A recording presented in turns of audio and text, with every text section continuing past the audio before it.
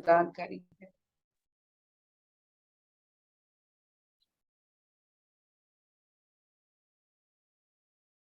बादल, वर्षा, ये सब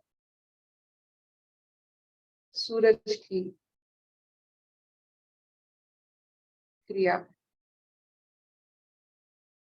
बिना सूरज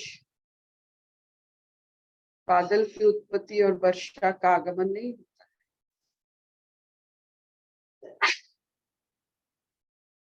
ये जो सत्य की उपलब्धि से,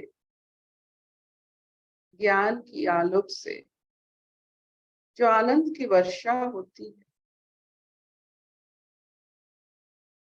ये भी एक प्राकृतिक नियम है। जैसे सूरज पानी की बूंद को अपने उत्ताप से उद्धार करके ऊपर बादल बनाता है और सही समय पर उसे फिर वापस करके जीवन धारण करता है, वैसे संसार में रहकर ज्ञान की आलोक और उत्ताप से हम सत्य को चुनते हैं और जरूरत पड़ने पर हम सत्य की परिप्रकाश करके आनंद की वर्षा में नहाते हैं। सत्य परिप्रकाशित अवस्था नहीं है।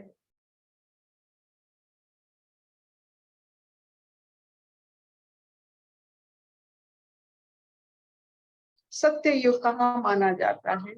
जहाँ सत्य को परिप्रकाश करने की अनुमति होती है और सत्य को परिप्रकाश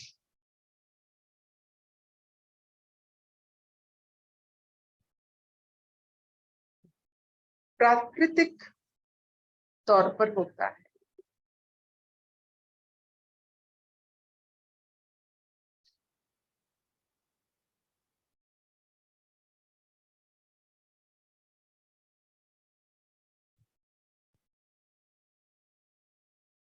कोई उलझन नहीं,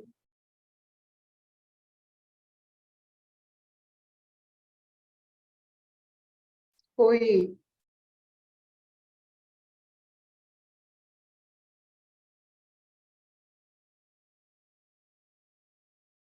बीता हुआ कल, आने वाला कल की कोई जो प्रेशर होता है, चाप होता है, वो नहीं।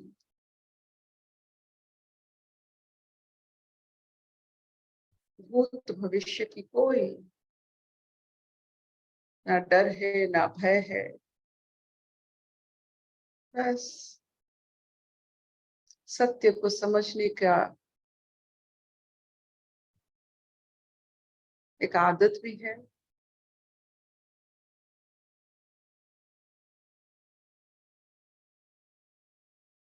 कोई किसी का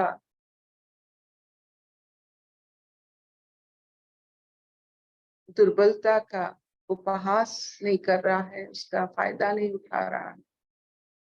जो जैसा है वैसा मानता है। कोई किसी को बदलने की कोशिश नहीं करता है। यही तो सत्य की परिभाषा है।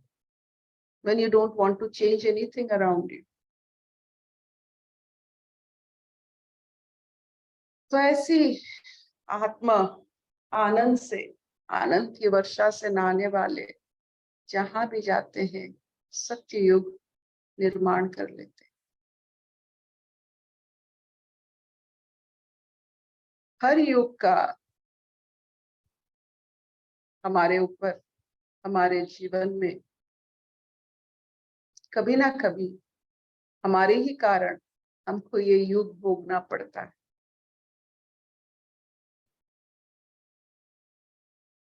सत्य के उच्चारण से सत्य युग होता है।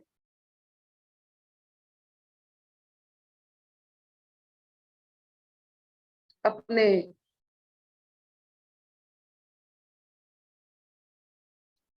वचन की पालन से तृतीया बनता है।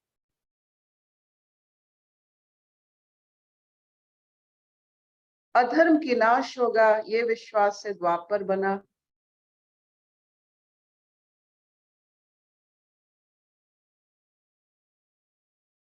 कली का असर बहुत महत्वपूर्ण है, क्योंकि इसके बाद सत्य आनी है। तो कली में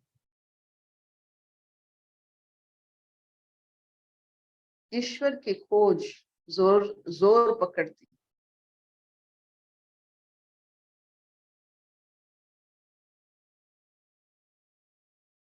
तो आपके जीवन में जब जब ये अनुभूति होती है, आप उस युग में वास करते हैं।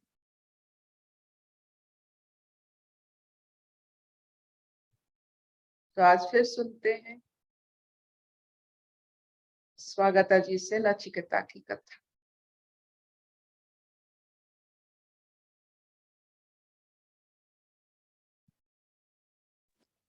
हरि ओम अर्पिता। सभी को मेरा प्रणाम। आज पढ़ेंगे कठोपनिषद का द्वितीय अध्याय का 12वां श्लोक, 12th shloka of chapter 2, page number 120 of the PDF. हृदय पुंडरीकस्थ ब्रह्म। फिर भी उस प्रकृत ब्रह्म का ही वर्णन करते हुए कहते हैं, अंगुष्ठ मात्र पुरुषो मध्य आत्मनि तिष्ठति, ईशानो भूत भव्यस्य न ततो विजुगुप्सते, एतद्वै तत्।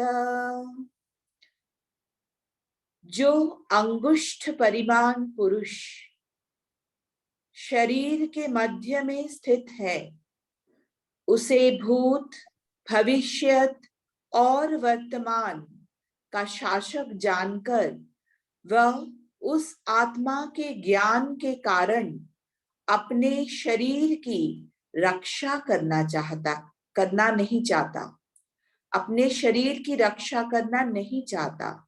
निश्चय यही वह ब्रह्म तत्व है। अंगुष्ठ मात्र यानी अंगुष्ठ परिमाण। हृदय कमल अंगुष्ठ के समान परिमाण वाला है। उसके छिद्र में रहने वाला जो अंतःकरणोपाधिक अंगुष्ठ मात्र, अंगुष्ठ के बराबर परिमाण वाले वास के पर्व में स्थित आकाश के समान अंगुष्ठ मात्र परिमाण वाला पुरुष शरीर के मध्य में स्थित है, उससे सारा शरीर पूर्ण है, इसलिए वो पुरुष है। उस भूत भविष्यत काल के शासक आत्मा को जानकर ज्ञानी पुरुष अपने को सुरक्षित रखने की इच्छा नहीं करता। इत्यादि शेष पद की पूर्ववत व्याख्या करनी चाहिए तथा अंगुष्ठ मात्र पुरुषो ज्योतिरिवाधूमकः ईशानो भूत भव्यस्य स एवाद्य स उष्वः एतद्वै तत्। ये अंगुष्ठ मात्र पुरुष धूम रहित ज्योति के समान है। ये भूत भविष्यत का शासक है। यही आज वर्तमान काल में है और यही कल भविष्यत में भी रहेगा, और निश्चय यही वह ब्रह्म तत्व है। वह अंगुष्ठ मात्र पुरुष धूम रहित ज्योति के समान है। मूल मंत्र में जो अधूमक पद है वह नपुंसक लिंग ज्योति शब्द का विशेषण होने के कारण अधूमक ऐसा होना चाहिए। जो योगियों को इस प्रकार हृदय में लक्षित होता है वो भूत और भविष्यत का शास्त्र नित्य कुटस्थ आज इस समय प्राणियों में वर्तमान है और वही कल भी रहेगा, अर्थात उसके समान कोई और पुरुष उत्पन्न नहीं होगा।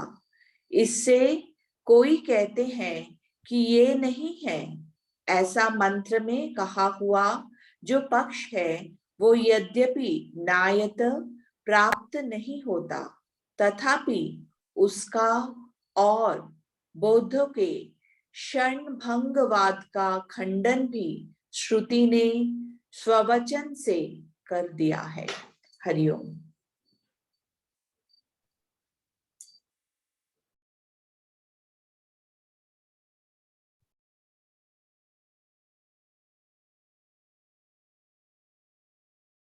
तो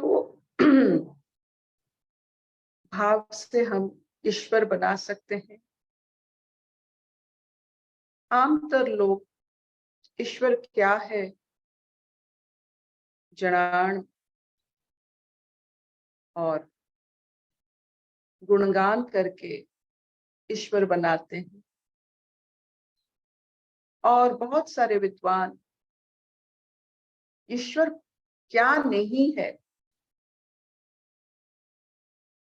बाय रिडंडेंसी, ये नहीं, नेति नेति क्रिया, शंकराचार्य जैसे महत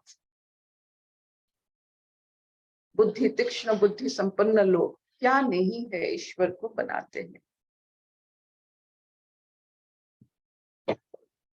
जैसे शंकराचार्य ने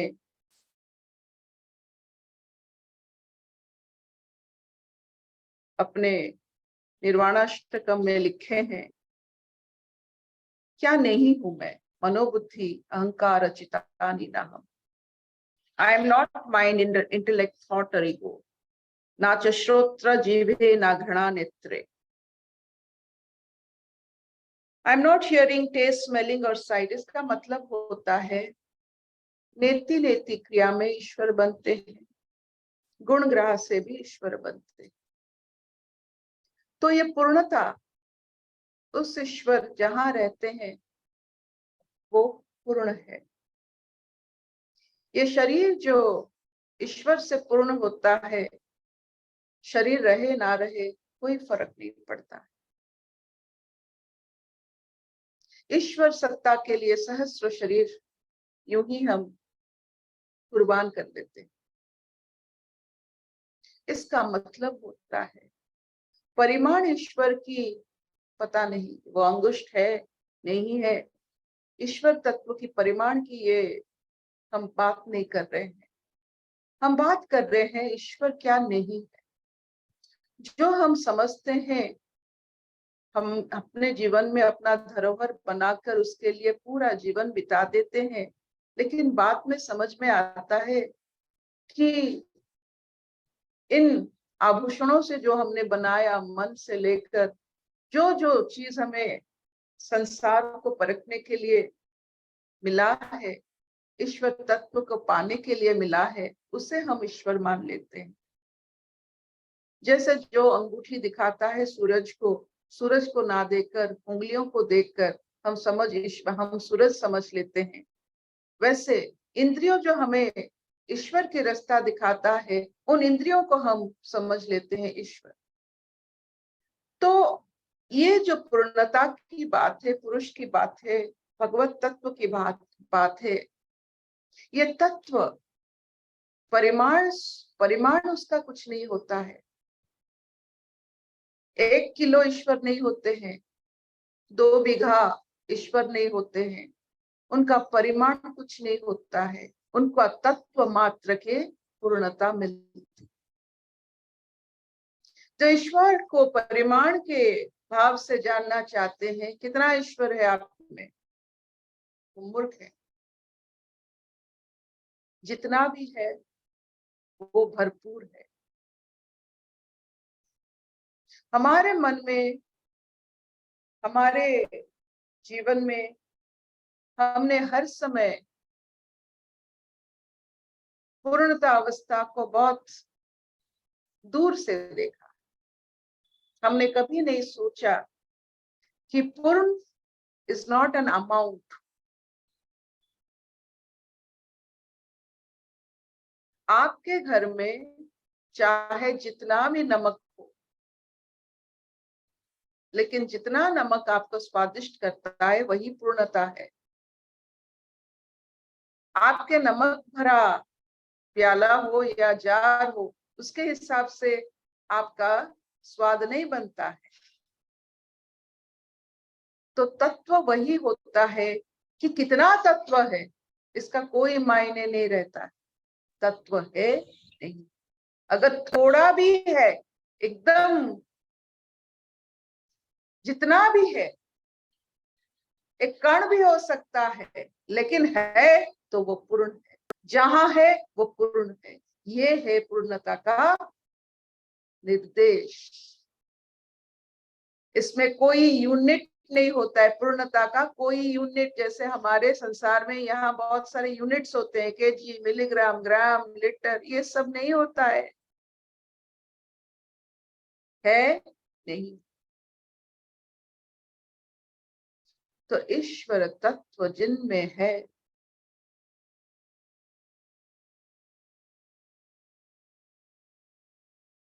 वो पूर्ण है। और इस पूर्णता का श्रेय वो शरीर नहीं है, वो मन नहीं है, वो अग्राण शक्ति नहीं है, वो इंद्रियों के सारे जितने सारे अनुभूति वो नहीं है, प्राण नहीं है, वायु नहीं है, धातु नहीं है, द्वेष नहीं है, राग नहीं है, लोभ नहीं है, मोह नहीं है, पुण्य नहीं है, पाप नहीं है, ना भोजन है, भोक्ता है। जो आपने पढ़ा है निर्वाण अष्टकम में, वही है। By what he is not, you know him better. नहीं तो हम प्रार्थना में अपने मन हिसाब सब कुछ डाल देते हैं। आप जैसे तत्व जानने वाले अब गुणग्राही नहीं है, अब तत्वग्राही। जो तत्व में अपना मन निवेश करते हैं, अपना प्राण निवेश करते हैं, अपना बुद्धि निवेश करते हैं, उनके लिए इंद्रियों से लाया गया सामग्री कोई मायने नहीं रखता। तत्व इंद्रियों से पता नहीं चलता, तो इंद्रियों को क्या भी आप अभी प्रार्थना बनाएंगे, गुण की लय लगाएंगे, जरूरी नहीं है। थोड़ा सा पूर्णता का तत्व मिलता है तो इंद्रिय निषेध हो जाता, जरूरी नहीं होता।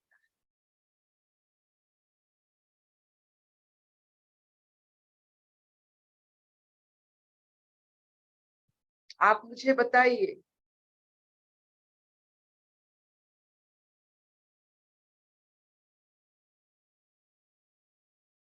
आपका भोजन का तत्व क्या है? तृप्ति तो है ना? अगर तृप्ति मिला, भोजन जरूरी है?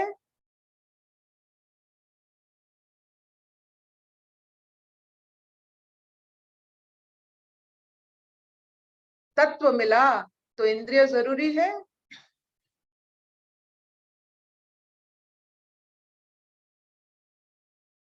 तो यही हुआ आज की बहुत ही, जो कहते हैं, एक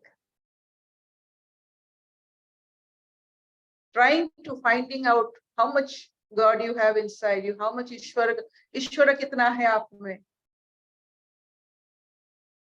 एक कण भी ना वो पूर्ण है।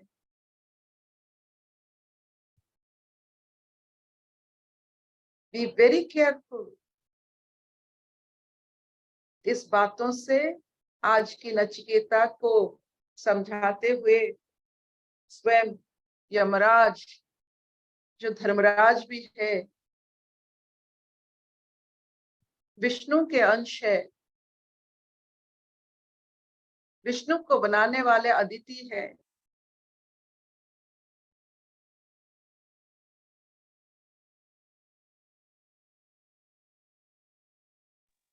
आज जो बात वो कहना चाहते हैं नचिकेता को कि एक कण में मिल जाए, अनुभूति हो या तत्व को मिल जाए, वो पुरुष बन जाता है, पूर्ण बन जाता है।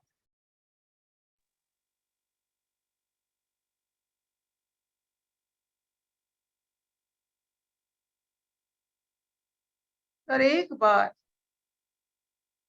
ये तत्व समझने के लिए जो शरीर मिला है, उस तत्व में हम खो जाए तो शरीर की जरूरत क्या पड़ी। और शरीर का जरूरत ये तत्व तत्व के बाद शरीर सिर्फ और सिर्फ एक मंदिर बन जाता है और कुछ नहीं। जहां मन और इंद्रिय शांति में है, वही तो मंदिर है।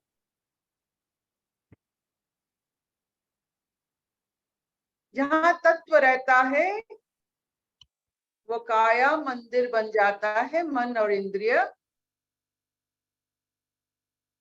विलुप्त नहीं होते हैं, तत्व की आराधना करते हैं। नित्य तत्व की आराधना करते हुए ये शरीर मंदिर बनते हुए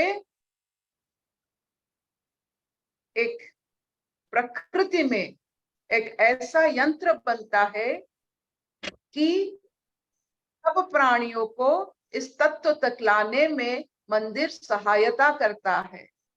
अगर मैं मंदिर बन सकती हूँ तो सब मंदिर बन सकते हैं, और यही मंदिर का भाव होता है।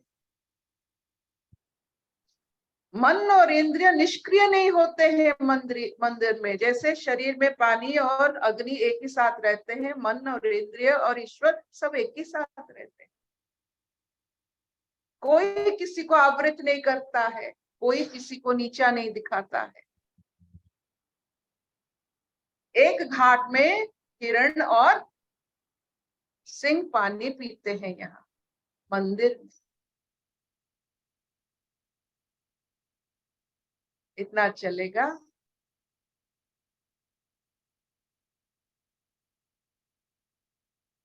शबननी हाँ मामा। चले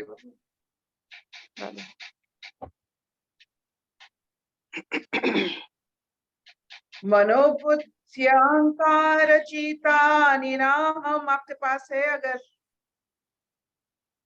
हाँ हाँ सबके जरूर पास इसे होता है। निकालिए। जी जी। मनोबुद्धि अहंकार चित्तानि नाहं, न च श्रोत्र जीवे न च घृणा नेत्रे न च व्योम भूमि न तेजो न वायु चिदानंद रूप शिवोहम शिवोहम। न च प्राण संगो न वै पंच वायु नव सप्त धातुर्नव पंच कोश न वाक्पाणिपादं न चोपस्थपायु चिदानंद रूप शिवोहम शिवोहम। न मे द्वेष रागो न मे लोभ मोह मदो नैव नैव मे मत्सर्य भाव न धर्मो न चर्थो न कर्मो न मोक्ष चिदानंद रूप शिवोहम शिवोहम।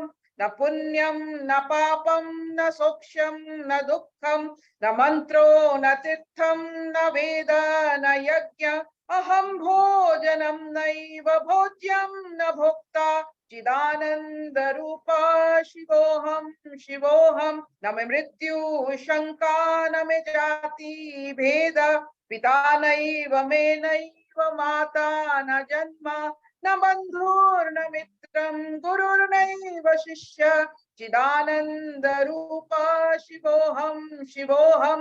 अहम निर्विकल्पो निराकार रूप विभुक्तवच्छ सर्वत्र सर्वन्द्रियणं न च संगतं नैव मुक्तिर्न मेय चिदानंद रूप शिवोहम शिवोहम। चिदानंद रूप रूपा शिवोहम शिवोहम, चिदानंद रूपा शिवोहम शिवोहम।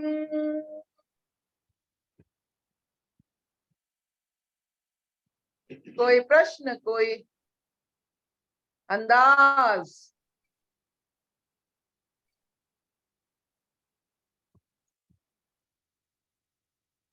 कुछ विशेष ये जो टिप्पणी? मंदिर है, ये जो मंदिर है जिसमें शेर, भालू, बकरी सब एक ही घाट में पानी पीते हैं,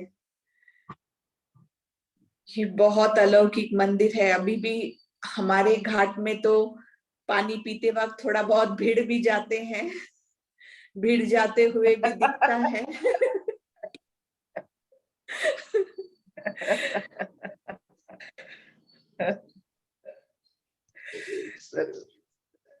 लेकिन घाट का जो मालिक है उसे पता है कि सबका अपना अपना काम है।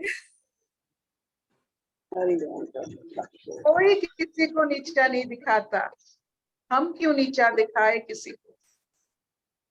ये सबसे बड़ी बात है।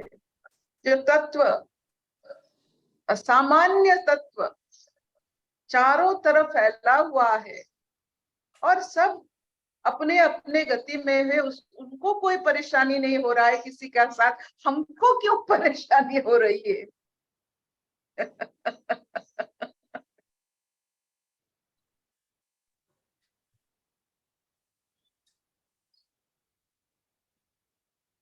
सबका मंगल हो। आपके जो घाट है हर समय परिपूर्ण रहे। आपका जीवन भोग भी बने, योग भी बने। भोग भी लीजिए, योग भी कीजिए, ताकि रोग के लिए समय ना मिले।